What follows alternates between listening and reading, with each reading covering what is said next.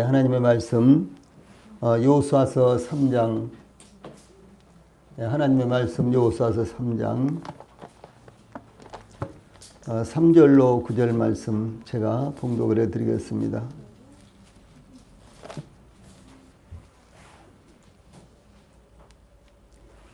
하나님의 말씀 여호수아서 1장 3절로 9절 말씀입니다. 제가 지금 봉독을 해드리겠습니다. 내가 모세에게 말한 바와 같이 너희 발바닥으로 밟는 곳은 모두 내가 너희에게 주었노니 곧 광야와 이 레바논에서부터 큰 강 유브라데 강까지 해쪽 속의 온 땅과 또 해지는 쪽 대까지 너희의 영토가 되리라. 내 평생에 너를 능히 대적할 자가 없으리니 내가 모세와 함께 있었던 것 같이 너와 함께 있을 것임이니라. 내가 너를 떠나지 아니하며 버리지 아니하리니 강하고 담대하라. 너는 내가 그들의 조상에게 맹세하여 그들에게 주리라 한 땅을 이 백성에게 차지하게 하리라. 오직 강하고 극히 담대하여 나의 종 모세가 내게 명령한 그 율법을 다 지켜 행하고 우로나 좌로나 치우치지 말라. 그리하면 어디로 가든지 형통하리니 이 율법책을 내 입에서 떠나지 말게 하며 주야로 그것을 묵상하여 그 안에 기록된 대로 다 지켜 행하라. 그리하면 내 길이 평탄하게 될 것이며 내가 형통하리라. 내가 내게 명령한 것이 아니냐. 강하고 담대하라. 두려워하지 말며 놀라지 말라. 내가 어디로 가든지 내 하나님 여호와가 너와 함께 하느니라 하시니라. 아멘. 이상 봉독해드린 말씀 여호수아서 1장 3절로 9절 말씀을 통해서 이 시간에는 형통의 길, 이번 이제 말씀 성의 마지막 시간인데 오늘 말씀은 형통의 길이라는 이런 주제로 말씀을 전해드리겠습니다. 우리 성도님들이 그동안 5일 동안 말씀을 들으면서 그 말씀이 차곡차곡 마음에 쌓여지기를 원합니다. 이제 오늘 특별히 마지막 말씀을 들으시면서 우리 성도님들이 믿음의 길에 있어서 또 인생의 길에 있어서 형통한 길을 가실 수 있도록 우리 하나님께서 우리 성도들을 도우시고 함께해 주시기를 간절히 원합니다. 중국의 남송 때에 어떤 사람이 바둑국수 유중보를 찾아와서 바둑을 항상 이기는 비법이 있습니까? 라고 이렇게 물었습니다. 그때 유중보의 대답은 의외로 간단했는데 항상 이기는 비법은 없으나 지지 않는 방법은 있어. 그것은 바둑을 두지 않는 것이요. 라고 이렇게 대답을 했답니다. 명답이죠. 좋죠. 그런다고 해서 지지 않기 위해서 바둑을 두지 않는다면 어떻게 되겠어요? 또 손자병법에 군영측, 진지를 어떻게 구축할 것인가 이런 편에는요. 이 전쟁에서 항상 이기는 비결은 이길 수 있는 때만 싸워라 입니다. 정말로 명답입니다. 이길 수 있을 때만 싸워라. 이 전쟁에서 정말로 이것은 명답입니다. 만약 전쟁에서 패배를 하면 어떻게 되겠어요? 죽는 것이죠.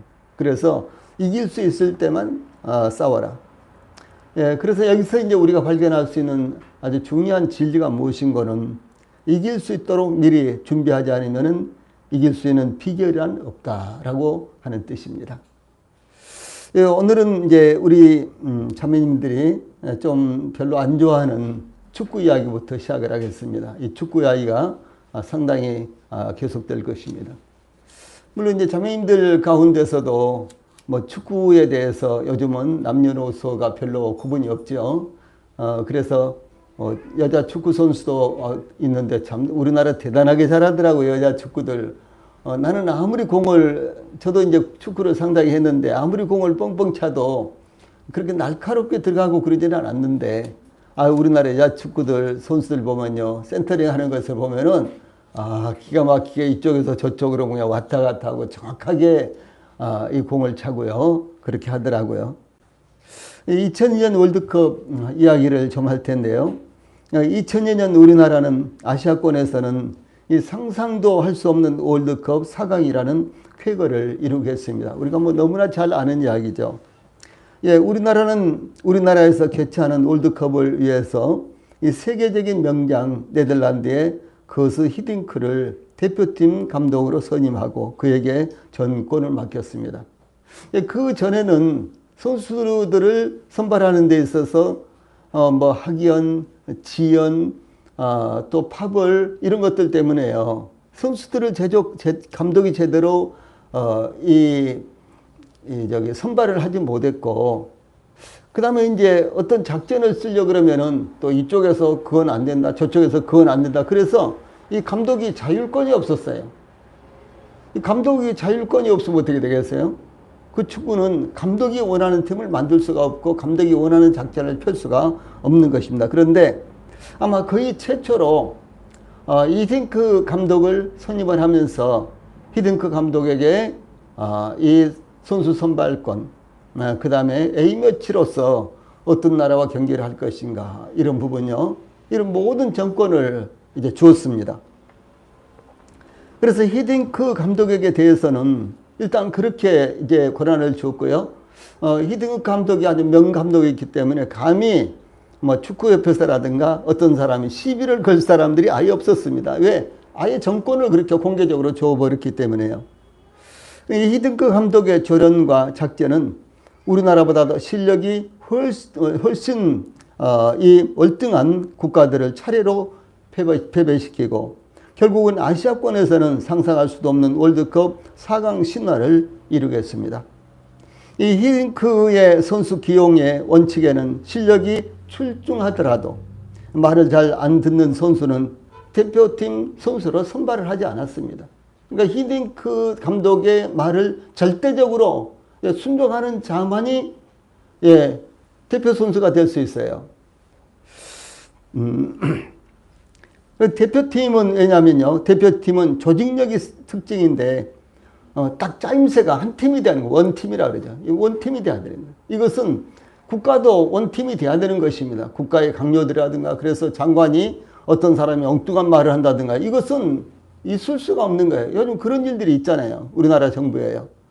그래서 이제 민주주의, 그래서 모든 것들을 다 풀어버리니까, 심지어 대통령께서 이런 말씀을 하셨는데 거기서 삐딱하게 이야기를 하는 이런 강요들이 있건 지금 그렇게 하는 실정이에요. 그러면 국가는요, 엉뚱한 데로 가는 것입니다. 다시 말해서 사고가 많으면은 배가 산으로 간다 그랬잖아요. 원팀이 돼야 되는 거예요. 마찬가지로 교회는 더더욱 원팀이 돼야 되는 것입니다.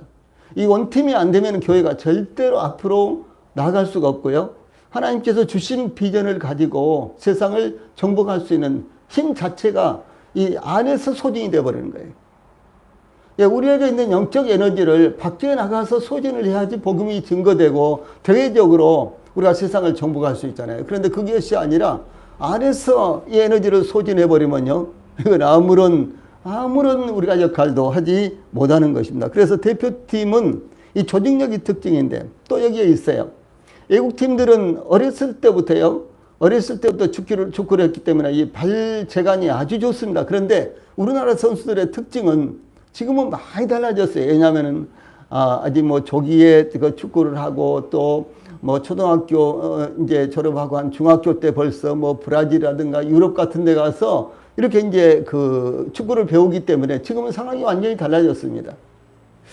제가 옛날에 뭐 한 30년 전이나 됐을까요? 그때 이제 이 미국의 시카고를 갔는데 아직 그 날씨가 아주 추운 그런 11월 달쯤 됐던 것 같아요. 근데 새벽에 이제 일어나서 시카고에 그 미시간 호수라고 있잖아요. 큰 호수. 근데 거기를 이제 그 앞에를 갔는데 이 호수변을 갔는데요. 이 운동하는 사람들이 상당히 많이 나와 있는데 아주 신비스러운 것은 초등학교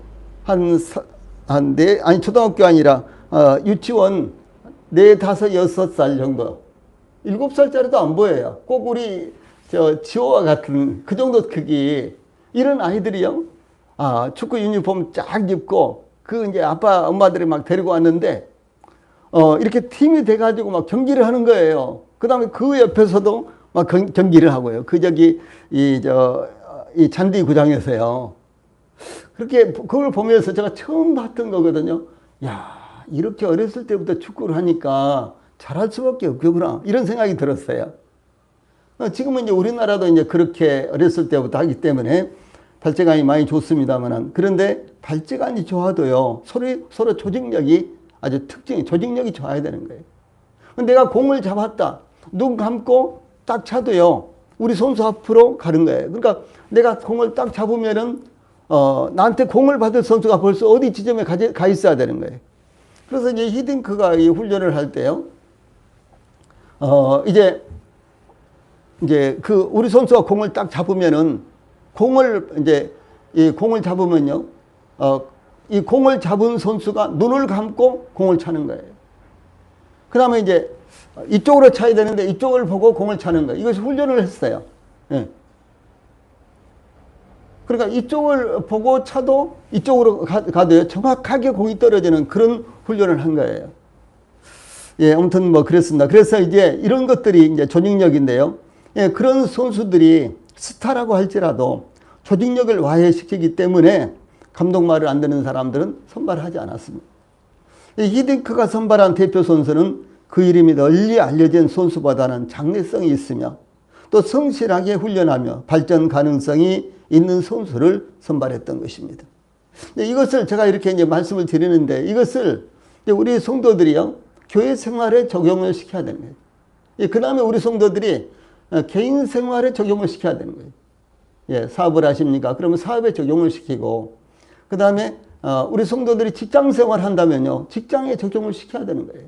그래서 이 히딩크의 이 리더십이라는 것은 제가 아주 중요한 부분만 말씀을 드릴 텐데 굉장히 중요한 것입니다. 그래서 이것을 우리 성도들이, 야, 오늘은 축구 이야기해서 재미없다, 효랑자매, 예, 그렇게 하시는 것보다도, 또 우리 항상 집사님, 오늘 축구 이야기해서 되게 좋다 이렇게 하시는 것보다도요, 이 이야기를 통해서 이 리더십을 우리가 우리 교회와 우리 성도들의 삶 가운데 적용시켜야 된다라고 하는 사실이죠.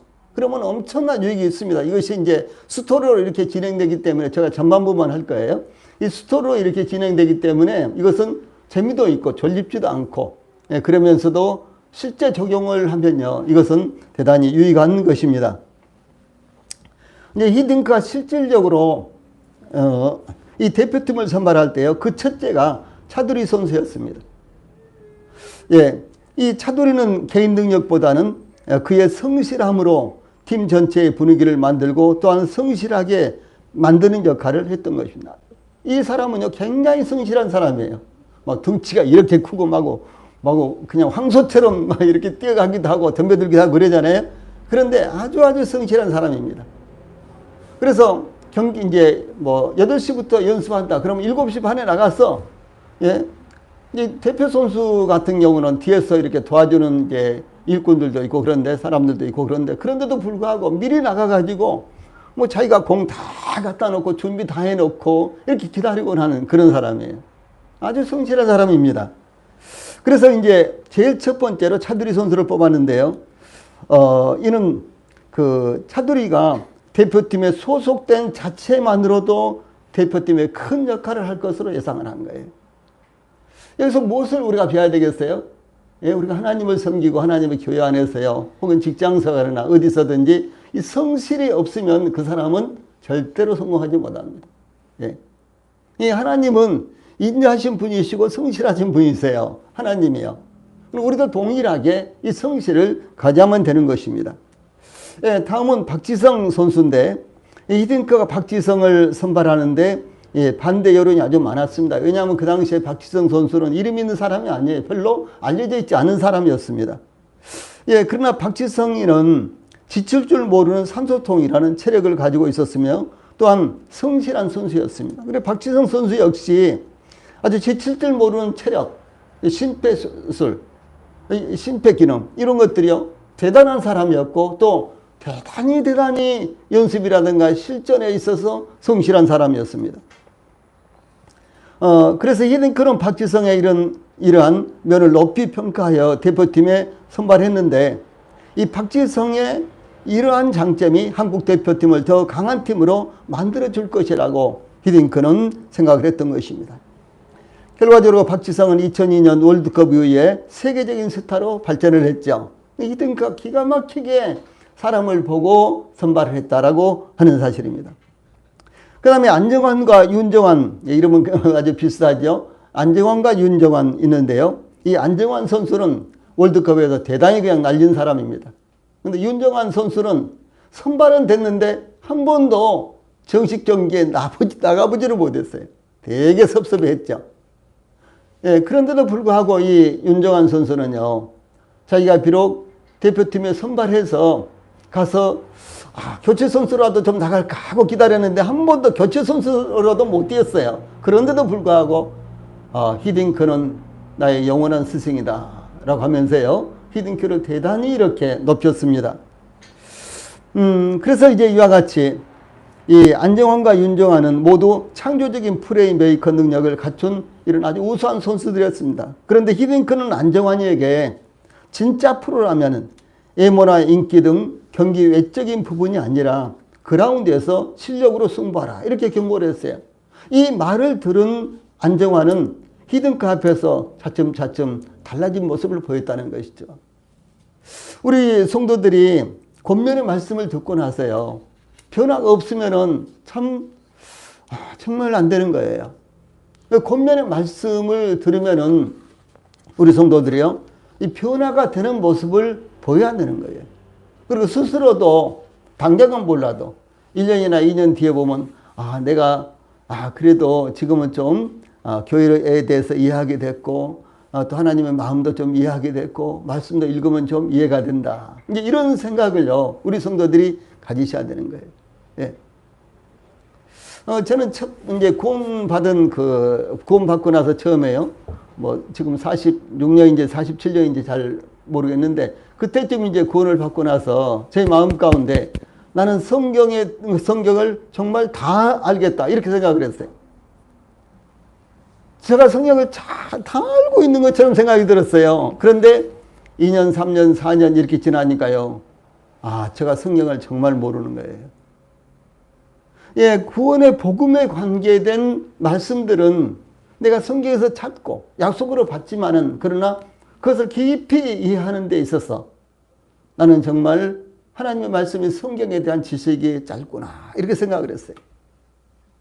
예, 그래서 이제 다시 제가 신학교를 또 갔는데, 이 성경만 가르치는 4년제 신학대학을 그래서 간 겁니다.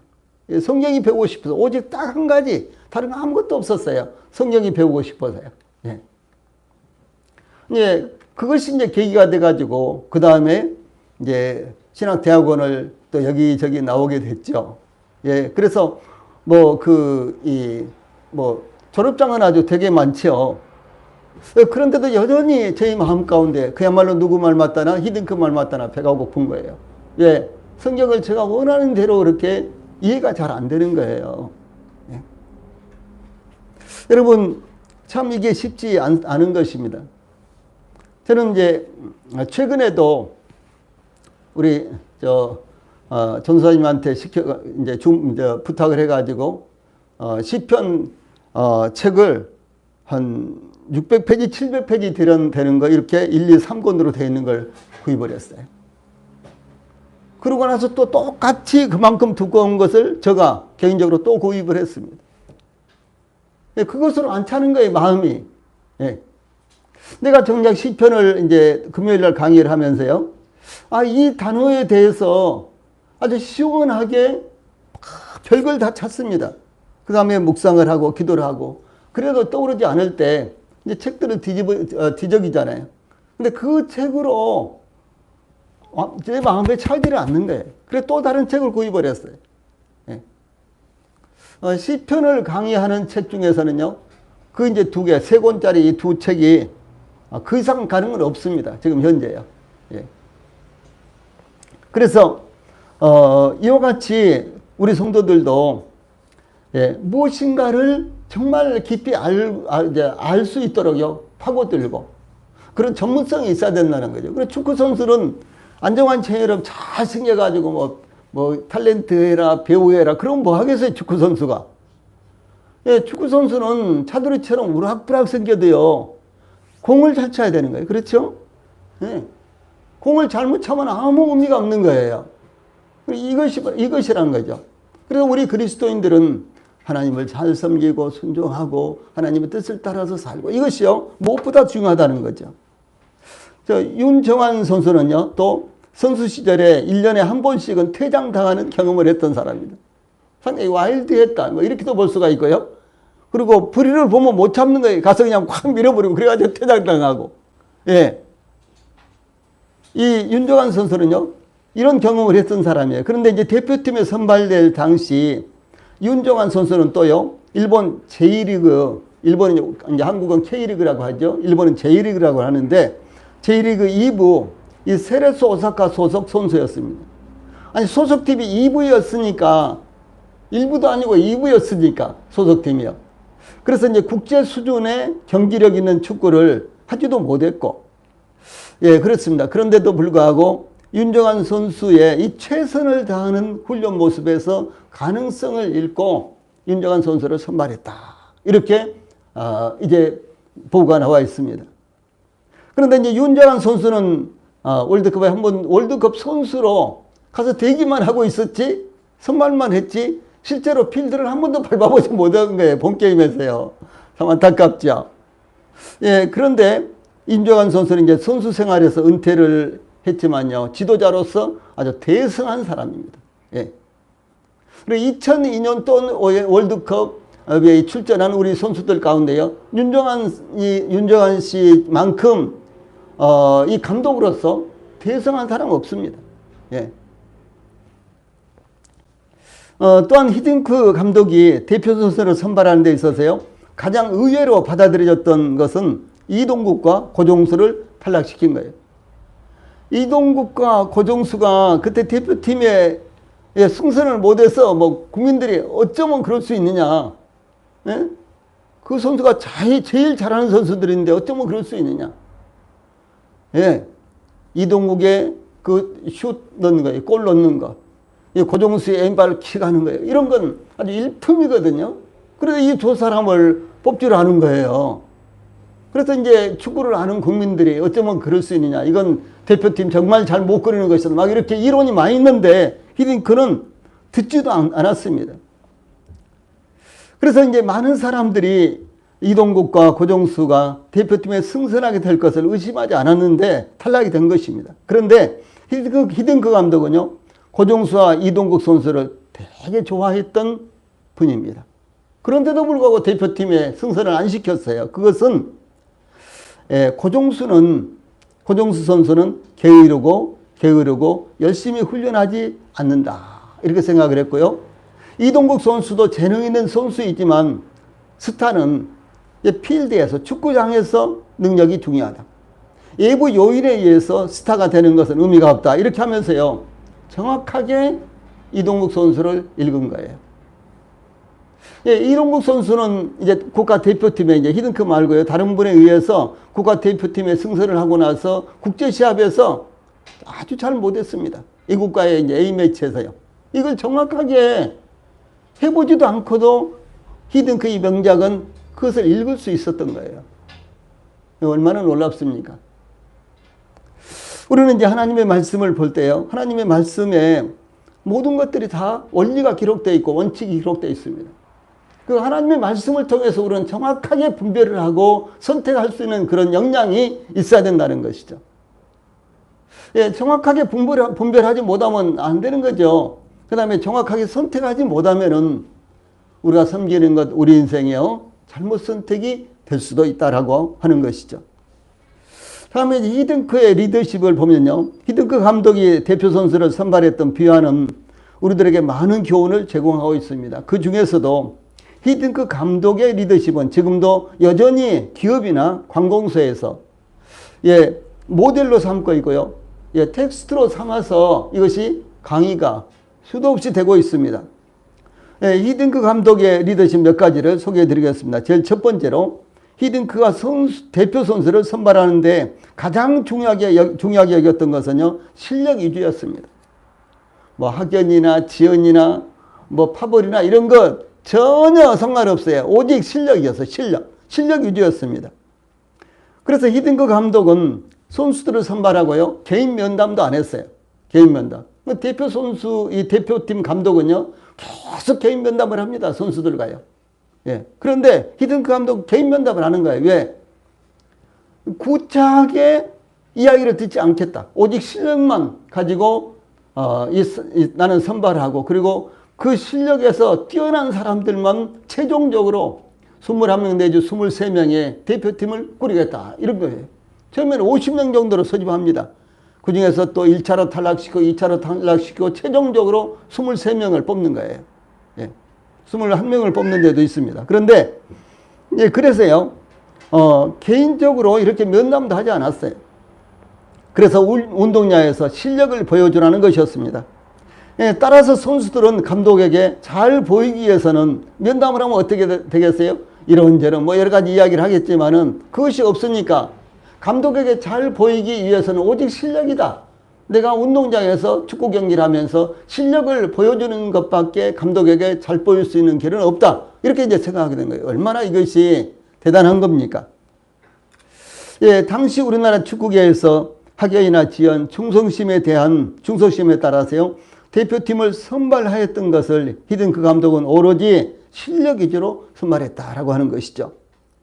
예, 두 번째로 히딩크 감독은 지식 축구를 하도록 유도를 했던 것입니다. 예, 알고 축구를 해라 그 말이에요. 알고 축구를 해라 이런 말입니다. 내가 이 뭐 포드에 있다든가 백에 있다든가 윙에 있다든가, 그래서 내가 이 지금 있는 이 포지션에서 내가 무엇을 해야 되느냐, 이것이 참 중요한 거예요. 왜 이 순간에 내가 공을 패스를 다른 사람한테 줘야 되느냐, 또 누구에게 줘야 되느냐, 이런 거 알고 하라는 거죠. 선수들 각자에게 우리 팀의 선수의 실력과 성향은 물론, 예, 이 선수는 내가 아무렇게나 패스를 해도 받을 수 있어. 이 선수에게는 아주 얌전하게 줘야지만 패스를 받을 수 있어. 예, 그런 것을 정확하게 알고 패스를 하라는 것이죠. 공을 잘 못 받는 선수에게 그냥 급하다고 뻥 차면은 그 선수가 공을 놓칠 거 아니에요. 빼앗기겠죠. 그럼 역습을 당하는 것이죠. 또 뿐만 아니라 이 상대 선수들의 실력과 성향은 물론 상대팀의 선수들의 실력과 특기와 성향이 예, 어떠한지까지 공부하게 했습니다.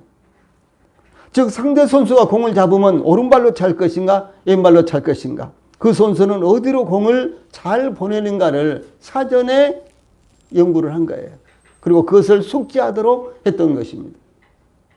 우리 성도들도 마찬가지죠. 교회에서 섬기는 것뿐만 아니라 전도를 예로 들면요, 자, 어떤 사람과 만났을 때 이 사람과는 어디서부터 대화를 풀어갈 것인가, 이 사람 아주 교회 오랫동안 다니는데 그렇다면 이 사람하고는 대화를 어디서부터 시작할 것인가, 아주 중요하죠. 이분은 목회자인데 틀림없이 복음을 깨닫지 못한 것 같은데, 그렇다면은 이분에게는 어디서부터 시작을 해야 될까? 이것이 예, 먼저 우리가 지식적으로 알고요, 그것을 경험적으로 알아야지만 대화가 가능한 것입니다. 다음으로 히딩크 감독은 선수들의 자신감 회복에 중점을 두었습니다. 외국의 강팀과 경기하게 되면 우선 주눅이 들어서요, 원래 실력도 나오지 않았던 것이 당시에 예, 한국 축구의 모습이었습니다. 예, 유럽 팀이라든가 남미 팀 같은 경우는요, 우리하고는 비교도 안 될 정도로 잘합니다. 그러니까 그런 팀하고 붙으면은 아예 질 것이다라고 생각하고 하는 거예요. 질 것이다. 그럼 어떻게 되겠습니까? 자기 실력도 안 나오는 거예요. 예. 한번 죽자 살자 한번 해보자. 이것이 아니라 뭐 내가 쫓아가도 공도 못 잡을 걸. 예. 이런 식으로요, 아예 지고 들어가는 거예요. 그러면 이길 승산은 아예 없는 것입니다.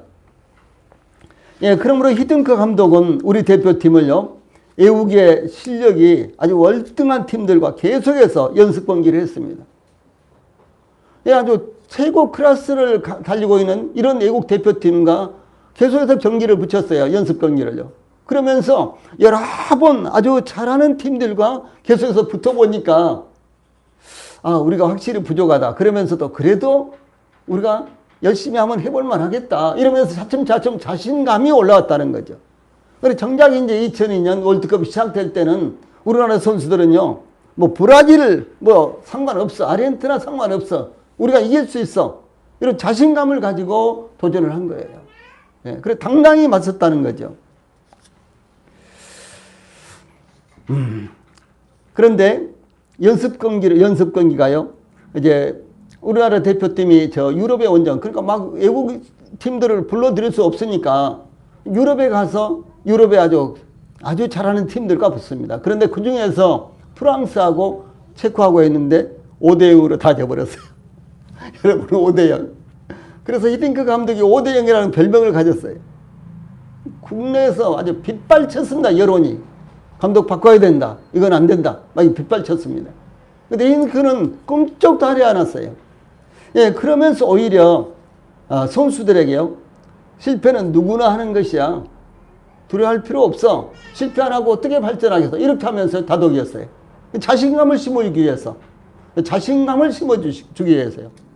자, 우리 성도들도요, 이 전도를 할 때도 자신감이 있어야 됩니다. 내가 무슨 말을 어떻게 할까? 뭐예요? 그러면 아니에요? 되더라고. 예, 그러면 안 된다는 거죠. 예. 가서 따귀를 한 대 맞더라도 붙어봐야 되는 거예요. 그렇죠?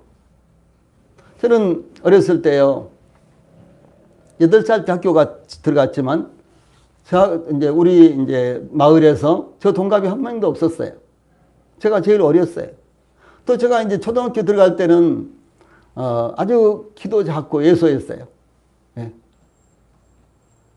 그러니까 어떻게 되겠어요? 저보다 한 살 더 많은 이제 친구들, 2살, 3살 많은 친구들까지 있었어요.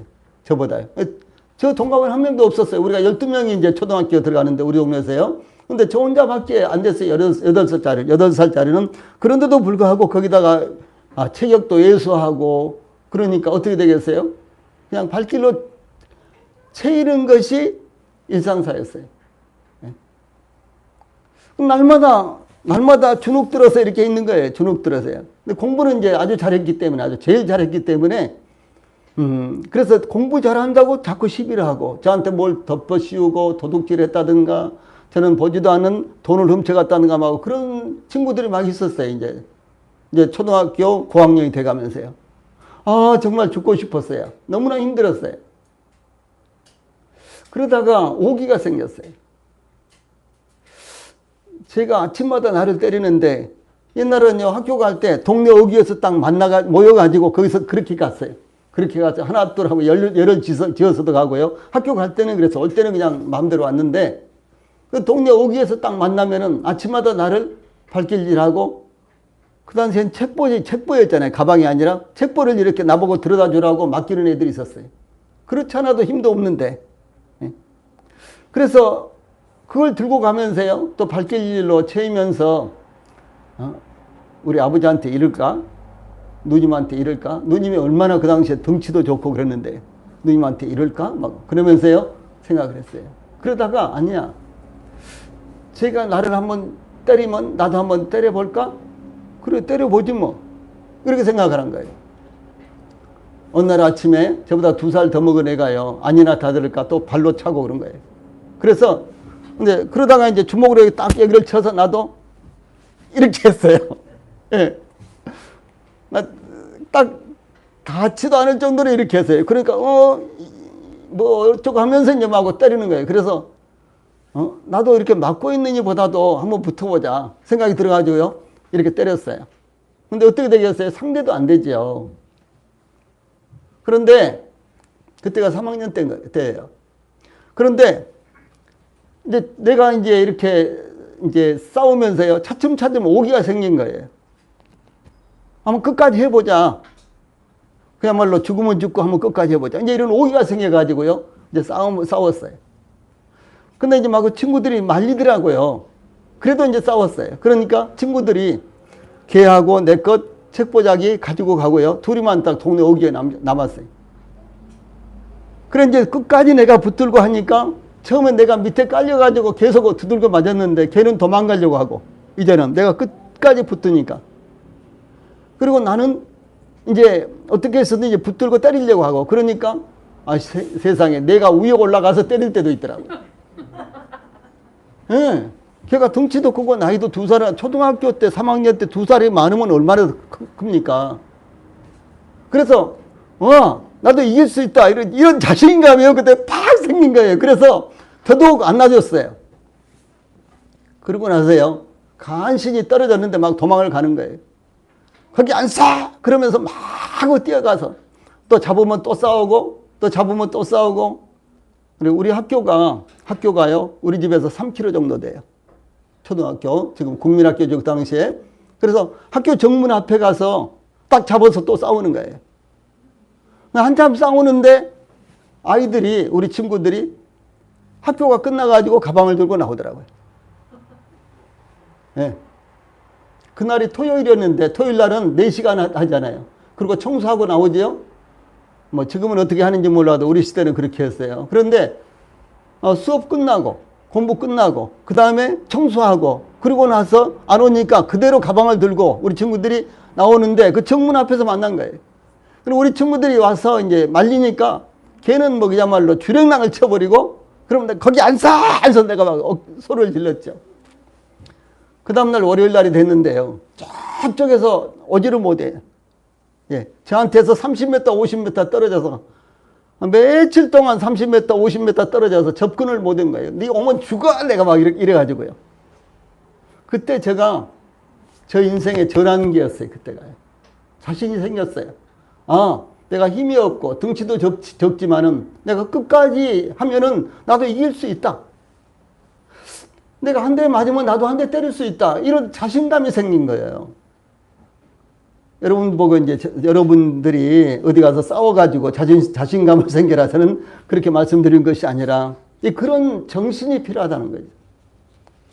예, 그때 이제 초등학교 3학년 때 이런 이 경험이요. 저에게는 정말로 제 인생의 중요한 경험이 된 거예요. 그래서 저는 공부를 해도 끝까지 하고 싶은 거예요. 예, 무엇을 해도 뭐 일을 해도 끝까지 하고 싶은 거예요. 그래서 공부를 해도 성역 공부를 해야 돼요. 밤에 졸려 빨리 자야지. 아니에요. 제가 처음에는 12시가 지나서 졸리면요 찬물로 씻었어요. 그리고 책상 앞에 앉아서 공부를 했어요.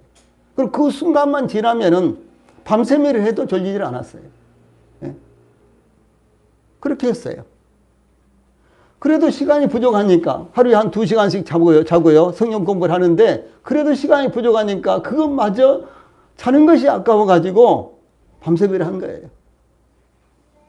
사모님 몰래 가서 자는 척하고 그리고 잠들면 또 나와서 공부하고 서재에서요. 이렇게 했어요. 그럼 제가 잘했다는 거 아니에요. 그런 마음이 있어야 된다는 거죠. 그래서요. 이 히딩크 감독은 이 실패는 누구나 하는 것이야 이러면서요. 오히려 선수들을 다독이고 5대 0으로 2번이나 졌는데 그런데도 선수를 다독이면서요. 예, 두려워하지 말고 실패를 두려워하지 말고 자신감을 찾도록 선수들을 격려하며 선수들의 길을 살려준 거예요. 이게 참 중요한 것입니다. 우리 이제 성도들도요. 나중에 이런 말씀이 나옵니다만 우리 성도들도 이 세상에 대해서 기죽으면 안 돼요. 우리 가진 거 없죠. 우리 세상 사람들만큼요. 권세도 없어요. 권위도 없습니다. 그런다고 할지라도 우리는 이 세상에 대해서 우리가 기죽으면 안 되는 겁니다. 그러면 싸우기도 전에 패배하는 거예요. 근데 네 번째로 히딩크 감독 리더십의 또 다른 하나는 규율과 자율의 문제였습니다. 이 규율을 엄격하게 지키게 하면서도 또 한편으로 운동할 때는요, 훈련할 때는 자율적으로 했어요. 원하는 대로 하도록 했어요. 그래서 히딩크 감독은 이 전지훈련 때요, 호텔 냉장고에 술을 전부 다 없애버렸어요. 그러니까 호텔에 들어가서 당연히 오늘 정말 힘들다. 우리 한 잔 먹고 자자. 근데 보면 냉장고에 술이 없는 거예요. 못 마시는 거예요. 아예 못 마시게 했어요. 또 뿐만 아니라 비디오를 상영하는 TV 유료 채널을 끊어버렸어요. 그럼 뭐 하겠어요? 빨리 자는 거예요. 선수들이요, 호텔에 들어가면 빨리 자는 거예요. 그 다음날을 위해서 자줘야 되잖아요. 그런데 비디오 보고 술 마시고 그러면 그 다음날 어떻게 되겠어요? 운동이 안 되겠죠. 이런 것들을요 아주 엄격하게 다뤘습니다. 뿐만 아니라 복장을 통일하고 시간 엄수하고 휴대전화 사용 금지와 같은 이런 규율을 정해놓고요. 그 규율을 어기는 선수들은 가차없이 자르겠다고 엄포를 놓은 거예요. 그러니 아니 2002년 월드컵에 한번 뛰는 것이 얼마나 영광이고 자기의 미래의 선수 생활과 나중에 축구계에서 생존하는데 얼마나 중요한 계기가 되겠어요. 그러니까 못하는 거예요. 오직 잠자고 연습하고 잠자고 연습하고 그것만 한 거예요. 예. 그러나 이제 훈련은 아주 자율적으로 하도록 이와 같이 아주 엄격한 규율과 자율의 이런 조화를 이루도록 이렇게 한 것입니다. 그 다음에 다섯 번째로 히딩크 감독이 제일 우선시했던 것은 체력이었습니다. 예, 히딩크 감독은 월드컵을 1년 6개월 앞두고 한국 대표팀의 감독직을 수락하고 제일 먼저 한국에 들어오기 전에요. 그때 이제 한일전이 일본에서 이루어졌는데 한일 A매치가 있었는데 일본에 가서 그 A매치를 보고 그리고 들어온 거예요. 한국으로 온 거예요. 그래서 이제 와서 제일 먼저 대표팀을 선발한 다음에는요. 계속해서 체력 훈련만 시킨 거예요. 죽으라고 체력 훈련만 시킨 것입니다. 먼저 체력에서 져버리면은 아무리 기술이 있어도 안 된다. 이것이 히딩크 주의였습니다. 예, 그래서 히딩크 감독은 체력이 따라주지 않는다면 실력이 있더라도 끝까지 뛸 수 없다고 생각을 했는데 실제 월드컵 경기에서요.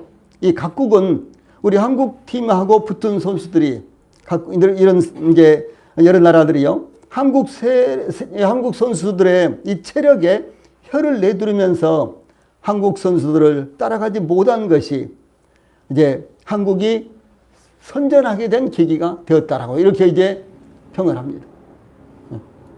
그래서 뛰어도 지치지 않는 이런 체력을 만들 수 있었던 거예요. 이 월드컵 개막 직전에 이제 월드컵이 이제 우리나라에서 열리면은 미리미리 이제 각국 대표팀이 쫙 들어와서 이제 자기들끼리 이렇게 연습을 합니다. 한 번씩 붙습니다. 근데 우리나라는 프랑스와 붙었어요. 프랑스는 어떤 팀입니까? 세계 최고의 팀이에요. 브라질, 영국, 아르헨티나, 프랑스, 뭐 이런 스페인 이런 나라는 세계 최고의 팀입니다. 그 세계 최고의 팀하고 붙은 거예요. 프랑스하고요. 그런데 2대3으로 패배했습니다. 예, 그전에는 5대0, 6대0인데 2대3으로 패배를 했어요. 그런데 이 프랑스 선수가요, 프랑스 팀이 최고의 선수들을 선발로 내세웠는데, 예, 우리가 안 밀린 거예요. 우리나라가 안 밀린 거예요. 그래가지고 2대3으로 우리나라가 비록 졌지만은, 그런데 그 결과는요, 전 세계의 매스컴을 뜨겁게 달구었습니다. 무엇인고는 한국이 몰라보게 달라졌다는 것이었습니다. 그 중에서요, 미국 ESPN의 평가를 예로 여기 들겠습니다. 뭐라고 했는 거는 이 강한 정신력에 놀라운 전술과 압박 플레이는 그러니까 상대방이 공을 잡으면 저 앞에서부터 딱 막는 거예요. 전진을 못하도록. 이거 압박 플레이입니다. 근데 이 압박 플레이는 세계 톱 클래스와 부딪혀도 절대 놀라지 않는다. 골 결정력도 몰라보게 향상됐다. 한국과 첫 경기를 해야 하는 미국, 제일 먼저 이제 미국과 우리나라가 붙었는데요. 미국의 아레나 감독에겐 깊은 생각이 필요한 시점이다. 한국의 급성장으로 첫 경기 포르투갈전에 모든 사활이 걸려있다. 이랬어요. 무슨 말인 거는 미국도 그렇고 그 다음에 폴란드도 그렇고 다 우리 한조였거든요. 근데 이런 팀들이 이런 나라들이요. 한국은 물론 잡아서 3점을 따놓고 이렇게 생각을 했어요. 왜? 우리가 최약체니까 한국은 무조건 잡는다. 그러니까 거기서 3점을 이제 딴다. 그러는데 이 프랑스하고 이 월드컵이 시작되기 직전에요. 프랑스하고 이렇게 이제 이 경기가 붙었는데, 연습 경기가 붙었는데요. 한국이 안 밀리거든요. 한국이 2대3으로 지기는 했는데 안 밀렸어요. 그러니까 전 세계의 매스컴이요. 여러분이 언제 기회가 되면요. 한번 그 인터넷에 찾아보세요. 아주 엄청나게 세계 매스컴들이 그 평가를 한 그런 내용이 나오는데요. 막 무서워하는 거예요. 한국팀을요. 예. 한국팀으로부터 3점을 따려고 했는데 이것은 도저히 불가능한 일이다. 막 무서워하는 거예요. 오히려 우리가 겁을 먹는 것이 아니라 그들이 겁을 먹고 주눅이 들어서 우리하고 경기를 하게 된 거예요. 예, 그렇게 됐습니다. 자, 제가 이와 같이 이제 중요한 시간에 월드컵 축구 경기를 장황하게 말씀드리는 것은 우리가 공동체로서 또한 이 시대의 복음과 진리를 맡은 사역자들로서 우리 교회가 어떤 자세로 영적 싸움에서 이겨나가야 하는가를 말씀드리기 위한 것입니다. 우리는 영적 싸움을 위해 실력을 길러야 합니다. 또한 우리는 성경을 알고 우리가 처한 시대를 읽을 수 있어야 합니다. 또한 우리는 비록 작은 교회요, 우리 자신들은 왜소하지만 천지의 주제이신 하나님이 우리 아버지이시며 주 예수님이 우리의 주인이시기 때문에 자신감을 가져야 되는 것입니다. 이 세상에 주눅들지 말아야 합니다. 왜 그런가 하면 그리스도인으로서 영적 싸움의 전사로서 하나님의 말씀에 따라 규율을 지키며 스스로 봉사하고 헌신하며 책임을 질 수 있어야 된다라고 하는 것이죠. 예, 뿐만 아니라 우리의 영적인 체력을 향상시켜야 하지만 싸움에서 이길 수가 있는 것입니다. 영적인 체력이에요. 예, 히딩크는 축구를 하기 위해서 체력 단련을 했는데 우리는 영적인 체력을 향상시켜야지만 영적 싸움에서 이길 수 있다라고 하는 것입니다. 자, 그러면 영적인 체력은 무엇이겠습니까? 하나님의 말씀을 우리가 깊이 묵상하고 깨닫고 그것을 믿음으로 갖고 그 다음에 기도를 하고 이것이 영적이요 체력이에요. 이런 부분에서부터 우리가 밀리면요, 이 지속적으로 못하는 거예요. 왜냐하면은 이와 같이 영적 체력을 향상시켜야 영적 싸움에서 이길 수 있으며 장기전에 대처할 수 있어야 하는 것입니다. 우리의 이 영적 싸움은 하루 이틀에 끝난 것이 아니라 우리 주님께서 다시 오실 때까지 지속돼야 하기 때문에 체력이 뒷받침되지 않으면, 이 영적 체력이 뒷받침되지 않으면 이 선한 싸움에서, 영적인 싸움에서 이길 수가 없는 것입니다. 전쟁을 수행하기 위해서는 전투장비와 탄약과 식량과 약품과 피땀을 흘리는 훈련으로 준비가 되어야지만 이길 수 있는 것입니다. 자, 이제 우리는 본문으로 돌아가서 요단강을 건너가 이스라엘보다 더 강하고 견고한 성읍을 형성하고 있는 가나안 원주민들과 싸움에서 이겨야 하는 상황에서 하나님께서 모세를 이은 지도자 여호수아와 이스라엘 백성들을 어떻게 준비시켰는가를 상고하기를 원하는 것입니다. 이것은 바로 우리들의 영적 싸움에도 반드시 필요하기 때문에 우리가 이 부분을 상고를 하려고 하는 것입니다. 자, 제일 먼저 준비되어야지만 승리할 수 있다라고 하는 것입니다. 예, 싸움도 여러 번 해본 사람들이 잘하는 거예요. 예, 축구 한 번도 안 차봤는데요. 자, 운동장에 나가서 공 차려고 한 번도 안 차봤는데 운동장에 가서 공 차려면 어떻게 해요? 옛날에 그 수성초등학교에서 쟤들이 공 찰 때가 있었습니다. 그런데 한 형제님이 축구를 안 해봤어요. 그런데 이제 운동도 해야 되고 그러니까 이제 운동장으로 같이 갔죠. 그래서 편을 나눠가지고 이제 공을 차는데 공이 쫙 오니까 자기한테 패스가 오니까 얼마나 좋아요. 그런데 그 공을 딱 차려다가 공을 밟아버린 거예요. 공을 밟으면 어떻습니까? 공이 둥글둥글 하잖아요. 돌잖아요. 그러니까 뻥 넘어져 버렸어요. 네, 큰일 날 뻔 봤어요. 그래서 우리가 이거 그 등치가 이거 뻥 이렇게 넘어져 버리니까 큰일 났다 싶어 달려가니까 그래도 아이고 이러면서 일어났어요. 그 뒤로는 그분은 축구하는데 한 번도 와보지도 않았어요. 예. 준비가 돼야 되는 거예요.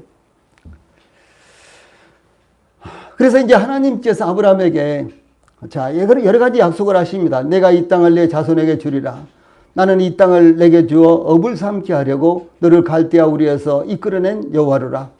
내가 이 땅을 애굽강에서부터 그 큰 강 유브라데까지 내 자손에게 주노니 이렇게 말씀을 하셨고요. 또 야곱에게는 내가 아브라함과 이삭에게 준 땅을 내게 주고 내가 내 후손에게도 그 땅을 주라 이렇게 말씀하셨어요. 또 야곱이 이 세상을 떠날 때가 가까워져요. 요셉을 불러서 이렇게 또 창세기 48장 3절로 4절에서는 이렇게 또 유언을 합니다. 이전에 가나안 땅 루스에서 전능하신 하나님이 베델에서, 루스는 베델이잖아요. 그 베델에서 그러니까 이 야곱이 형 에서의 장자권, 그 다음에 형 에서의 그 장자권에 대한 축복을 가로챘기 때문에 에서가 아버지가 죽을 때가 다 돌아가실 때가 가까웠으니까 내가 내 동생을 죽이리라. 이렇게 이제 마음먹은 것을 알고요. 도망을 갑니다. 외삼촌 댁으로. 하란에는 외삼촌 댁으로 도망을 가죠. 그런데 야곱이 도망을 가다가 한 곳에 머물러서 한 곳에 이르렀는데 밤이 됐어요. 더 이상 할 수가 없었어요. 그래서 근처에 있는 돌멩이를 끌어다가 이제 잠을 청하는데 그 잠이 들었는데 그때 하나님께서 그 꿈속에 나타나셔서 말씀을 하시는 거예요. 이곳이 바로 루스, 그 베델 하나님의 집이라는 곳입니다. 그래서 이전에 가나안 땅 루스에서 전능하신 하나님이 내게 나타나 복을 주시며 내게 이르시되 내가 너로 생육하고 번성하게 하여 내게서 많은 백성이 나게 하고 내가 이 땅을 내 후손에게 주어 영원한 소유가 되게 하리라 하셨느니라. 이렇게 이제 하나님의 말씀, 하나님께서 말씀하신 것을 전수를 시킵니다. 예. 아브라함은 이삭에게, 이삭은 야곱에게, 야곱은 그 12아들들, 그 중에서 특별히 요셉에게 이렇게 전수를 시킵니다. 이것은 무엇인 거는 그 약속을 굳건하게 붙들고 하나님께서 약속하셨기 때문에 그 땅을 차지해야 된다. 하나님께서 그 땅을 주시겠다고 약속하셨기 때문에 주실 것이다. 이런 믿음을 가지고, 예, 믿음을 가지고 영적 싸움을 해라. 이것입니다.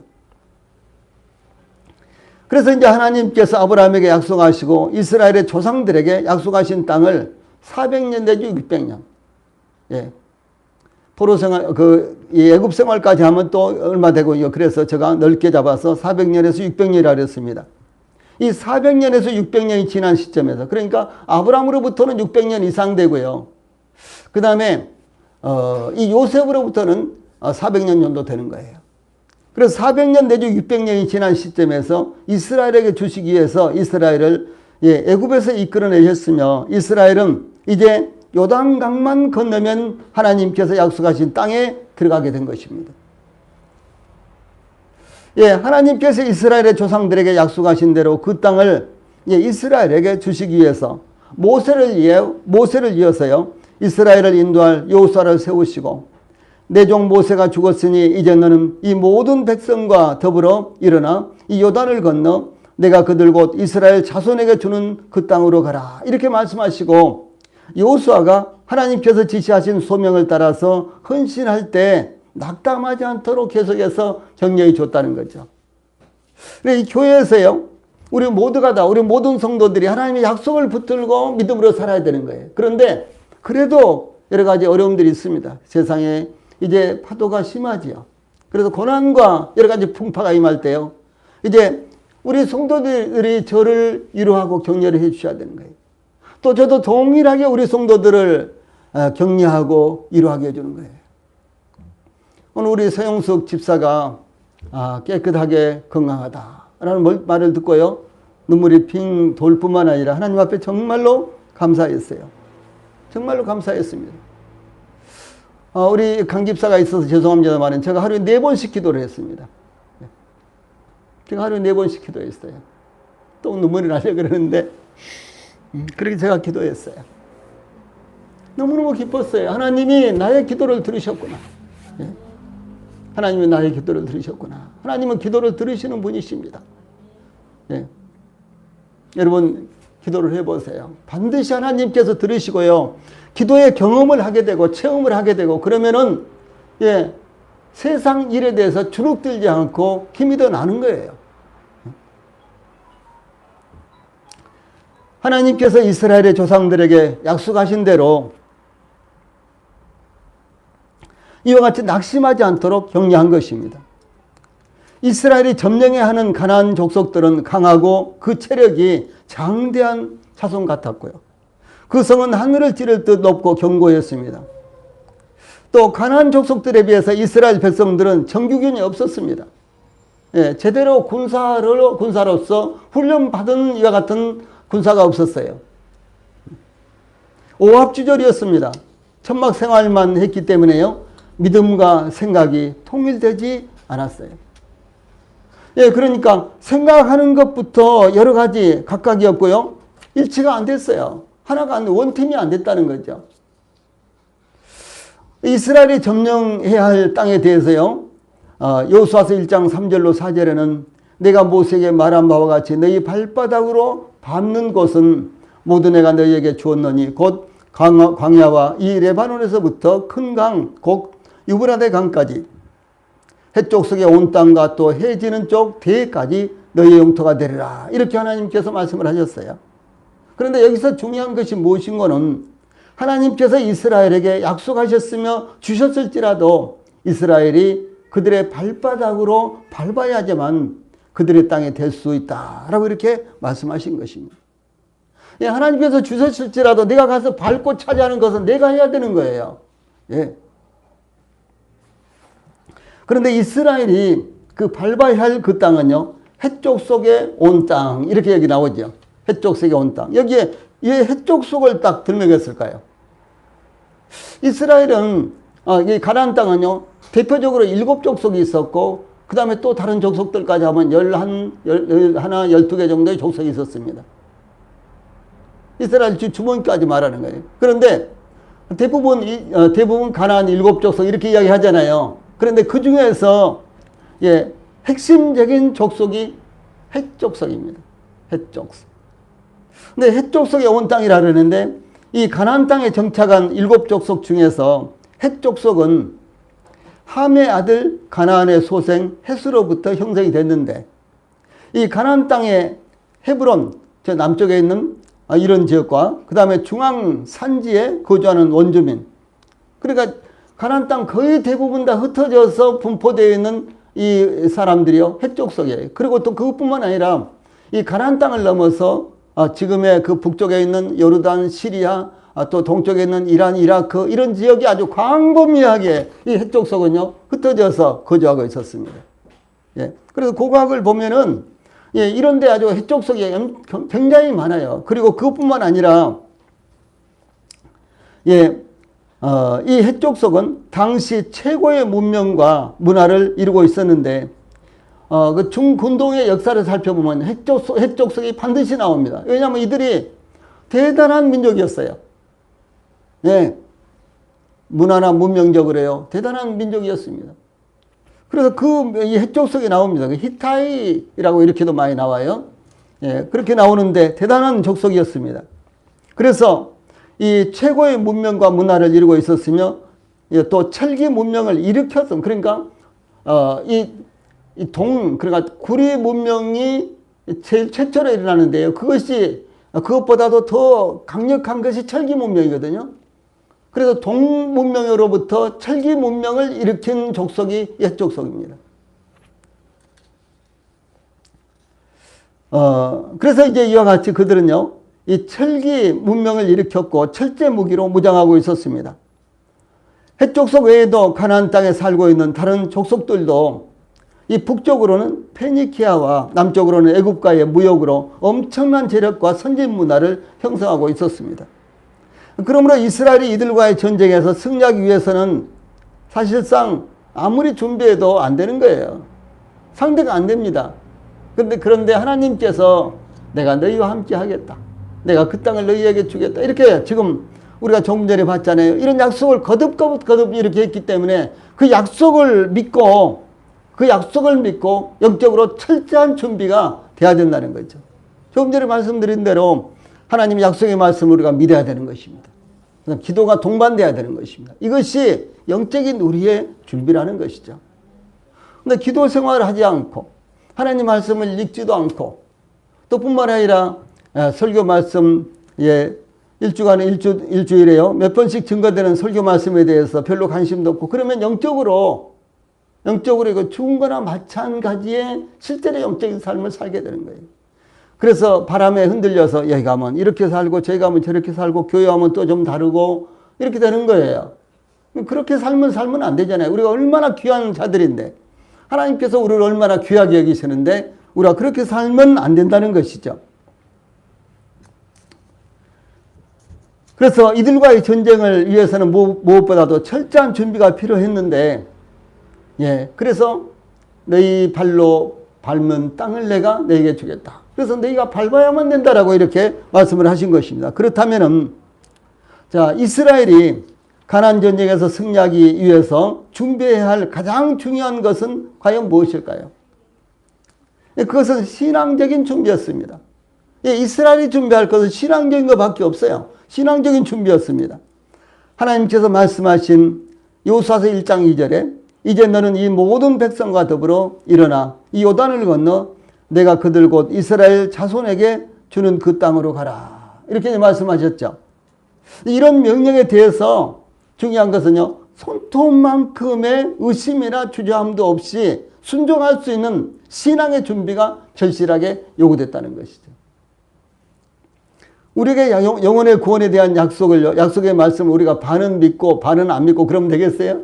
그럼 우리가 구원받지 못해요. 그럼 능력이 일어나지 않는 것입니다. 구원의 능력이 일어날 수 없는 거예요. 우리가 전적으로 믿어야 되는 거예요. 예. 그래서 이와 같은 준비가 철저하게 요구되는데 무기도 필요합니다. 군사훈련도 필요합니다. 정탐꾼을 보내서 점령해야 되는 지형과 심리적 상대방의 이 심리적 상태를 파악하는 것도 중요한 것입니다. 그런데 가장 중요한 준비는 하나님께서 주셨기 때문에 믿음으로 나아가는 신앙적인 준비가 무엇보다도 필요하다라고 하는 것입니다. 우리도 다변화되고 기독교에 대한 선호도가 땅에 떨어진 이 시점에서 이 복음과 진리를 증거하기 위해서는 무엇보다도 가장 중요하게 요구되는 것이 신앙으로 무장되는 것임을 잊어서는 안 되는 것입니다. 두 번째로 정신적인 준비를 해야 되는 것입니다. 그래야지만 승리할 수가 있습니다. 호랑이 굴에 들어가도 정신만 차리면 살아난다. 이런 말이 있죠. 예. 제가 군대 생활할 때 이제 가끔 더덕도 캐러 가고 저 최전방에서 더덕도 캐러 가고 도라지도 이거 뽑으러 가고 그랬어요. 이제 더덕을 캐러 갔는데 이제 3명이 갔는데 다 흩어져서 이제 산에서 더덕을 캐고 있는데 우리 동료들이 아무튼 어디냐 그러면 저쪽에서 소리하고 이제 이렇게 해서 이제 알 정도죠. 그 당시에는 다른 이제 방법이 없으니까요. 그런데 더덕을 이렇게 딱 캐했는데 이상하게 무슨 소리가 나는 거예요. 그래서 딱 보니까 이렇게 보니까 바로 정면에 10m 전방에요. 이렇게 등치가 큰 멧돼지가 나를 쳐다보고 있는 거예요. 네. 멧돼지는 참 겁이 없는 동물 가운데 하나가 멧돼지입니다. 네. 그래서 멧돼지를 만나면 아주 곤란합니다. 멧돼지를 만난 거예요. 와, 순간적으로 완전히 주눅이 들어버리고 간이 콩알 만큼 돼버렸어요. 어떻게 해야 될 것인가? 그래서 마음속으로는 하나님 살려주세요. 그러면서 딱 제가 째려보고 버티고 섰어요. 그럼도 나를 쫙 보고 있는 거예요. 나도 딱 보면서 째려보고 있었어요. 예. 눈 깜박도 하나 안 했어요. 그럼 눈싸움 한 것이 한 1분은 됐을 거예요. 아주 그야말로 눈에서 핏대가 서리도록 딱 저도 째려보고 있었어요. 그랬더니 이놈이 나를 딱 쳐다보다가 이러면서 사라지는 거예요. 아주 큰일 날 뻔했어요. 그런 적이 있었습니다. 제가요 그 뒤로 당당하게 맞서야 된다. 무엇이든지 주눅들지 말고 맞서야 된다. 이런 생각을 실제로 했어요. 예. 제가 아까도 말씀드렸지만 어렸을 때 그 싸움으로 인해서요. 나도 해보면은 이길 수도 있다. 이런 생각을 가졌거든요. 등치가 커도 내가 이길 수도 있어. 내가 끝까지 물러서지 않고 끝까지 덤벼들면 내가 이길 수도 있어. 이런 생각을 가졌는데 이 멧돼지는 정말 무서웠어요. 그리고 다른 방법도 없었어요. 그렇죠? 멧돼지를 보고 도망가면 안 돼요. 그건 안 됩니다. 네. 근데 그걸 사전에 이제 이야기를 들었기 때문에 딱 버티고 있었어요. 네. 그랬더니 지가 도망갔어요. 하나님께서 이놈아 그 사람 건들면 안 돼. 도망가야 돼. 이렇게 하셨겠죠. 예, 그런 적이 있었습니다. 그래서 이 호랑이 굴에 들어가도 정신만 차리면 살아난다. 이런 말이 있잖아요. 실제로 경험을 할 수 있었어요. 예. 정신을 차리지 못하고 마음이 무너지면 대처하기도 전에 모든 것을 잃게 되기 때문에 그렇습니다. 그래서 군인들에게 제일 중요한 건 사기예요. 사기. 군인들이요, 사기를 잃어버리면은 그건 패배입니다. 어떻게 그러면 군인들이 사기를 북돋을 수 있을까요? 강력한 훈련이에요. 네? 강력한 훈련을 하면 사기는 올라오는 거예요. 우리 성도들도 마찬가지로 주님 안에서 영적인 훈련을 하면은요, 영적으로 주눅들지 않아요. 기쁨이 충만합니다. 이 승리할 수 있다고 하는 이런 자신감이 충만하게 올라오는 것입니다. 영적으로 훈련을 하세요. 네. 저희가 어렸을 때 또 이야기가 있네요. 싸움을 참 많이 했어요. 저는 아까 이야기했죠. 조금만 해서 누가 나한테 그냥 때리기는 해도 발로 툭 차고 그러기는 해도요. 또 책보는 맡기고 그래도 나를 이렇게 막 공식적으로 싸우자고 막 함부로 때리고 그러지는 않았어요. 너무 어리니까. 근데 이제 큰 애들 있잖아요. 저보다 3살 더 먹은 애들도 있고 2살 더 먹은 애들도 있고 그러는데 그 애들이 학교 갔다 오는 길에 이웃 동네 애들하고 또 그 이웃 동네에서 최고 가는 애하고요, 우리 동네에서 최고 가는 애하고 이렇게 싸우는 거예요. 거의 매일같이 싸우는 거예요. 그리고 그 다음날은 또 이 차선에 있는 애들이 또 싸운다든가. 근데 저한테까지는 돌아오지 않았어요. 어떻든지 간에. 그래서 싸운 거예요. 날마다요. 학교 갔다 오다가. 근데 어떤 친구들은요, 이렇게 싸우는 거예요. 딱 이렇게 폼을 잡고 덤비면 눈을 감고 막 이렇게 하는 거예요. 눈을 감고요. 근데 싸움 잘하는 애들은 눈을 절대로 깜박도 안 해요. 네. 눈을 부릅뜨고 딱 아무리 휘둘려도 눈을 감고 휘두르면 안 맞잖아요. 그러니까 눈을 부릅뜨고 딱 기회가 오면 한 방씩 때리는 거예요. 네, 저는 참 많이 봤어요. 네. 그래서 정타를 한 방씩 날리면은요, 이기는 거예요. 결국은 이 상대방을 두려워하지 않고 정확하게 보고 그리고 싸우는 친구들이 이겼습니다. 이와 마찬가지로 강력한 적을 만나더라도 주눅들지 말고 하나님께서 우리와 함께 하신다는 약속의 말씀을 의지하고 정신 똑바로 차리고 싸울 때 우리가 이길 수가 있는 것입니다. 즉 정신을 한 곳에 집중시키면 성취하지 못할 일이 없다. 이렇게 이야기해요. 정신일도 필승이라 그러잖아요. 그래서 이 정신을 집중시키면은 반드시 이긴다. 이렇게 이런 말이 있습니다. 그러므로 이 하나님께서 이스라엘의 가나안 땅을 점령할 수 있도록 반복해서 마음의 준비, 이 정신적인 준비를 할 수 있도록 격려하며 이스라엘과 함께 하시겠다는 것을 이렇게 약속을 합니다. 자, 이 말씀, 아래에 있는 말씀 같이 한번 읽어봅시다. 제가 이제 중간중간 빼고 이렇게 옮겼어요. 시작. 내 평생에 너를 능히 대적할 자가 없으리니 내가 모세와 함께 있었던 것 같이 너와 함께 있을 것임이니라. 내가 너를 떠나지 아니하며 버리지 아니하리니 강하고 담대하라.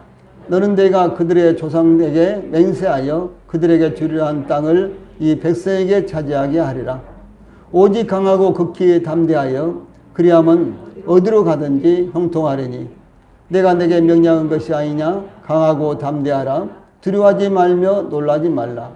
내가 어디로 가든지 내 하나님 여호와가 너와 함께 하느니라 하시니라. 여호수아서 1장 5절로 7절 그리고 9절 말씀입니다. 자, 그래서 이 말씀을 보면요, 하나님께서 약속하신 약속의 말씀을 굳게 붙들자. 그리고 하나님을 의지함으로 말미암아 그리고 우리의 정체성을 확보함으로 말미암아 우리가 세상에 대해서 주눅들지 말자. 이와 같은 것입니다. 그러면 필승입니다. 반드시 이길 수 있는 것입니다. 자, 세 번째로는 좌로나 우로나 치우치지 않아야지만 승리할 수 있다. 이런 말씀이 여기 나옵니다. 하나님께서 여호수아에게 전쟁을 준비하는 또 다른 명령은 나의 종 모세가 7절에 내게 명령한 그 율법을 다 지켜 행하고 우로나 좌로나 치우치지 말라. 그리하면 어디로 가든지 형통하리니. 이렇게 여호수아에게 말씀하십니다. 승리의 길이에요. 승리의 비결이에요. 형통의 비결입니다. 우리 성도들도 형통하고 싶지 않으세요? 형통이란 말은 제가 찾아보니까요, 일이 순조롭게 잘 풀리는 것을 형통이라 그래요. 우리 성도들이 무엇을 하든지 간에 일이 순조롭게 잘 풀려야지만 되는 거예요. 그래야지만 피곤치 아니하고 많은 일을 할 수가 있고요. 그렇죠. 이 생산성을 높일 수 있는 거예요. 그래야지만요. 그래서 우리 성도들에게도 이 형통한 것이 정말로 필요합니다. 형통해야 되는 것입니다. 그럼 형통의 비결이 무엇인가? 세 번째로 좌로나 우로 치우치지 않아야 된다라고 하는 것입니다. 무슨 말씀이고는 여호수아는 40년 동안 모세의 시종으로 모세를 보좌했었고요. 모세의 일거수일투족을 직접 가장 가까운 곁에서 목격을 했죠. 여호수아가 모세의 시종으로 섬길 때에는 이스라엘에 어떤 중대한 문제가 발생하더라도 여호수아 자신이 결정하고 책임질 의무가 없었습니다. 그렇죠? 시종이니까, 비서니까 자기가 책임질 게 없는 거예요. 누가 책임집니까? 결과적으로 대통령이 책임지고 결과적으로 사장이 책임지는 거예요. 리더가 책임지는 것입니다. 그래서 리더가 되면 외롭다. 리더가 되면 고독하다. 옆에 있던 사람들도 다 거리를 두는 거예요. 리더가 되면요. 그렇게 외로운 거예요. 그 다음에 무엇인가 잘못 결정해가지고 문제가 생기면요. 혼자 다 뒤집어 써야 되는 거예요. 또 심지어 아랫사람들이 잘못해도 리더가 책임을 져야 되는 그런 경우도 정말 많습니다. 여호수아가 이제 그런 데 대해서는 전혀 문제가 안 됐어요. 왜? 모세 시종이니까 모든 것을 모세가 결정하고 모세가 책임을 지니까 여호수아에게는 아무런 문제도 안 됐는데, 그러나 모세를 이어 이스라엘의 인도자가 되었을 때 상황은 완전히 달라졌습니다. 이제 여호수아는 최종 책임자로서 결정을 내려야 하며 자신이 내린 결정들에 대해서 최종적인 책임을 져야 되는 위치가 되었다는 것이죠. 자, 우리 성도들도 교회 안에서 전혀 책임이 없는 분들도 계시고 또 책임이 있는 분들이 많이 계십니다. 그러면 그 책임이 있는 분들은요, 자기 부서에서 일어난 일에 대해서는 책임을 져야 되는 거예요. 근데 과거에 보면은 문제가 발생했는데 전혀 책임 안 져요. 아니, 자기 부서가 3명인데 3명 가운데 1명이 문제를 일으켰어요. 책임을 안 져요.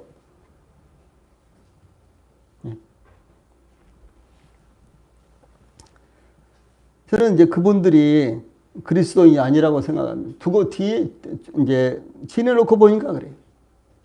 제가 한 가지 잘못한 거 있다 그랬죠. 실수한 것이요. 그 3사람을 세우는 것이었어요.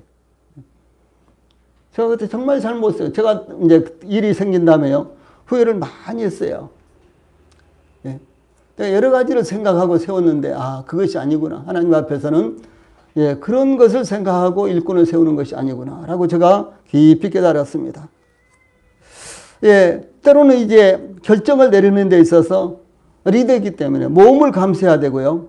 그러니까 이게 잘 될는지 안 될는지 불분명했는데 한데도 불구하고 반드시 결정을 내려야 되는 경우가 있단 말이에요. 모험이에요. 그런 일이 있습니다.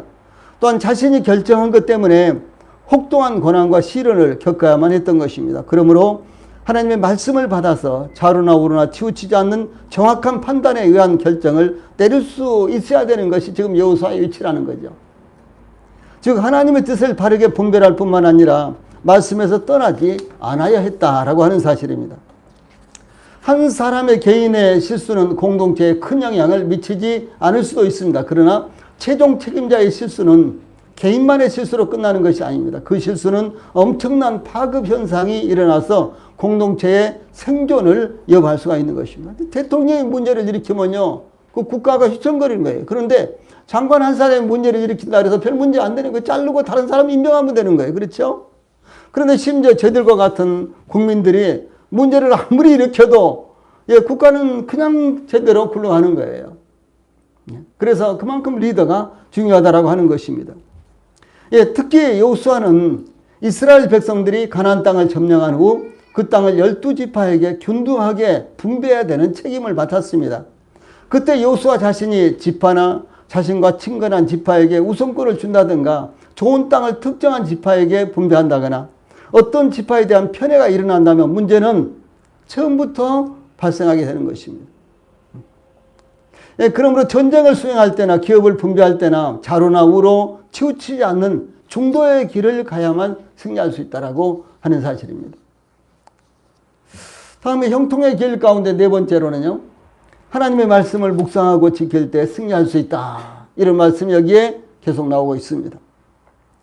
하나님께서 가나안 전쟁을 수행하여 그 땅을 점령하고 분배해야 하는 여호수아에게 승리할 수 있는 비결을 대단히 중요한 조건으로 말씀하셨습니다.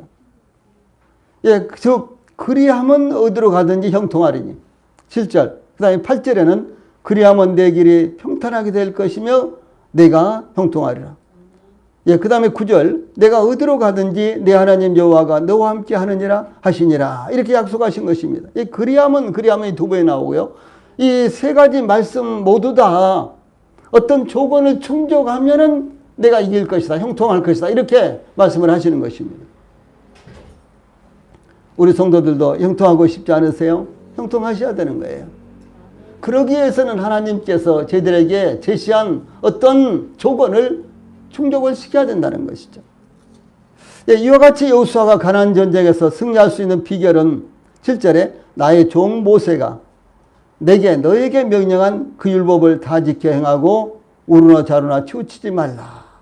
그 다음에 8절에 이 율법책을 내 입에서 떠나지 말게 하며 주야로 그것을 묵상하여 그 안에 기록된 대로 다 지켜 행하라. 이런 명령이었는데 그리하면 내가 어디로 가든지 형통하겠다. 이렇게 말씀하신 것입니다. 그래서 이 형통의 길에 최고의 단원, 최종적인 단원은요, 하나님의 말씀에 달려있다. 그 하나님의 말씀에 대해서 우리가 어떤 자세를 가지냐에 따라서 달려있다. 지금 이렇게 말씀을 하시는 것입니다.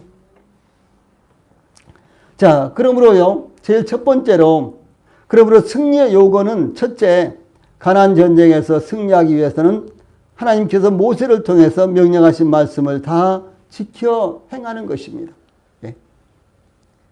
마음에 들면 지키고 마음에 들지 않는 것은 버리는 것이 아니었습니다. 지킬 만한 것은 지키고 지키기 어려운 것은 예면하는 것도 아니었습니다. 하나님께서 명령하신 말씀이 합리적이거나 상황에 맞거나 틀리거나 혹 더 좋을 것 같은 의견이 있다고 할지라도 하나님 말씀을 다 지켜야 하지만 승리할 수 있다라고 하는 것입니다. 오직 하나님의 말씀을 지키기 위해서 목숨이라도 걸어야 한다는 것입니다. 이와 같이 하나님의 말씀을 온전히 지킬 때 형통의 길, 곧 승리를 얻을 수 있다라고 이렇게 말씀을 하십니다. 자, 두 번째로 그 승리의 요건으로요, 하나님의 말씀을 벗어나 좌로나 우로 치우치지 않아야만 승리를 얻을 수 있다라고 하는 사실입니다. 조금 전에 이 말씀 드렸는데 좀 더 구체적으로 말씀을 드리겠습니다. 즉 하나님의 말씀을 엄격하게 순종하는 정도로부터 이 벗어나서는 안 된다는 것을 말합니다. 이스라엘은 하나님의 백성으로서 하나님의 말씀과 밀접한 관계를 맺고 있습니다. 하나님의 약속을 하나님의 말씀으로 약속하셨고 하나님께서 하나님의 말씀으로 그들을 선택하셨어요. 하나님의 말씀으로 그들을 인도하셨습니다. 그러니까 이스라엘 곧 하나님의 백성들은 하나님의 말씀과 아주 밀접한 관련을 맺고 있다라고 하는 사실입니다. 이스라엘 백성들이 하나님의 말씀을 멀리할 때에는 이스라엘에게 생존의 위기가 찾아왔습니다.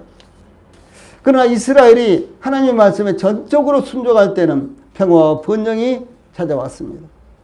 이와 같이 이스라엘의 구원 역사와 하나님의 말씀과의 불가분리의 관계가 형성되어 있다는 것입니다. 그러므로 우리도 하나님의 말씀으로부터 좌로나 우로나 치우치지 않아야 할 것을 교훈하고 있는 것입니다. 다음에 형통의 길 세 번째로는 하나님의 말씀에 대한 이 세 번째로요, 그 승리의 요건으로 셋째, 가나안 전쟁에서 승리하기 위해서는 모세를 통해서 주신 이 율법책을 내 입에서 떠나지 말게 하며 주야로 그것을 묵상하여 그 안에 기록된 대로 다 지켜 행하라. 그리하면 내 길이 평탄하게 될 것이며 내가 형통하리라. 이렇게 말씀하셨습니다. 예, 그리하면 내 길이 평탄하게 될 것이다. 즉 하나님의 말씀이 입에서 떠나지 않게 하며 하나님의 말씀을 주야로 묵상하며 하나님의 말씀을 다 지켜 행하여야지만 승리할 수 있고 형통의 길이다라고 하는 사실입니다.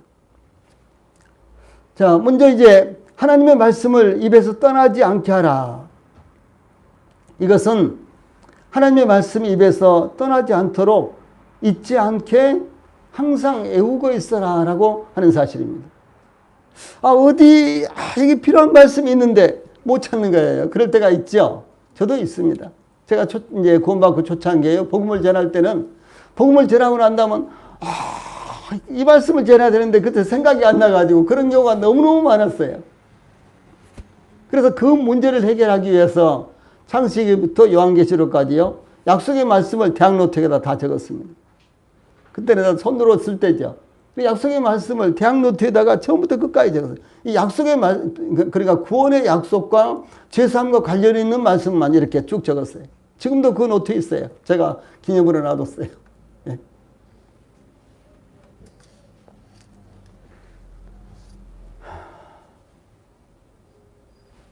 여기 하나님의 말씀을 주야로 묵상하라 이렇게 돼 있죠. 하나님 말씀을 주야로 묵상하라. 이것은요, 아침이나 저녁에 잠시 하나님의 말씀을 읽는 정도에 그치는 것이 아니라 언제 어디서든지 하나님 말씀을 묵상하라 라고 하는 것입니다. 특히 묵상하는 것은 단순한 이론이나 사색이나 명상에 그치는 것이 아니라 하나님의 말씀을 자신에게 적용시키는 것을 가리켜서 묵상이라고 합니다. 네. 하나님의 말씀을 깊이 이렇게 생각하고 그리고 그것을 자기에게 적용시키는 거예요. 네. 아무리 축복된 말씀이나 경계의 말씀이라도요, 자신에게 적용시키지 않으면 의미가 없게 되는 것입니다. 그래서 시편 그 첫머리에 이렇게 기록되어 있죠. 복 있는 사람은 오직 여호와의 율법을 출구하여 그의 율법을 주야로 묵상하는 자로다. 이렇게 선언하고 있습니다. 복 있는 자예요. 형통의 길입니다. 예, 우리 성도들께서도 하나님의 말씀을 항상 묵상함으로 하나님 앞에서 형통한 길을 가게 되기를 바랍니다. 자, 다음에 또 이런 말씀이 나오죠. 그 안에 기록된 대로 다 지켜 행하라. 이 말씀은 아는 것과 묵상하는 것으로 그치지 말고 실천하지 않으면 안 된다는 것을 강조하고 있는 것입니다. 특히 율법책 안에 기록된 대로 행하라는 것은 이 자신의 생각이나 환경에 영향을 받지 않고 오직 순수하게 하나님의 말씀을 실천하라 라고 하는 것입니다. 우리가 하나님의 말씀을 따라 믿고 사는 데 있어서 우리들에게 얼마나 변명이 많습니까? 우리가 하나님의 말씀을 믿고 사는 데 있어서 얼마나 많은 이유들이 있습니까? 그러나 오직 하나님의 말씀이 기록된 대로 그대로 실천을 해야 된다라고 하는 사실을 말씀하는 것입니다. 그래서 다 지켜 행하라 라는 말씀은요, 절름발이 신앙이 되면 안 된다라는 것을 말씀하고 있는 것입니다. 자, 이제 마지막 말씀입니다. 야고보서에서는요, 누구든지 온 율법을 지키다가 그 하나에 거치면 모두 범한 자가 되나니 이렇게 증가하고 있습니다. 잘 지켜도 자신이 지킬 만한 것, 자신이 좋아하는 말씀만 지킨다면 그것은 신앙의 절름발이가 된다라고 하는 사실입니다. 그러므로 하나님의 말씀은 다 지켜야 하는 것입니다. 예, 그때 우리가 머문 곳마다, 우리가 가는 곳마다 모든 길이 평탄하며 모든 행하는 것이 형통하게 될 것입니다. 우리 성도들이 이와 같은 교훈의 말씀을 잊지 않으시기를 바랍니다. 특별히 조난기를 맞은 우리 교회에 우리 성도들에게 하나님의 은혜가 더욱 넘치시기 바랍니다. 지난 5일 동안, 오늘까지 5일 동안인데 특별 말씀 성회를 열고 우리 성도들께서 기도하시고 또 참석하신 우리 모든 성도들에게 감사를 드립니다. 단지 원하는 것은 이번에 증거된 말씀이 우리 성도들에게서 우리 성도들의 마음에서 떠나지 아니하므로 우리 성도들이 비전을 가지고 우리 성도들이 사명을 받아서 그 사명을 완수하고 또 우리 성도들이 형통의 길을 갈 수 있게 되기를 간절히 바라면서 기도합니다. 예, 기도하시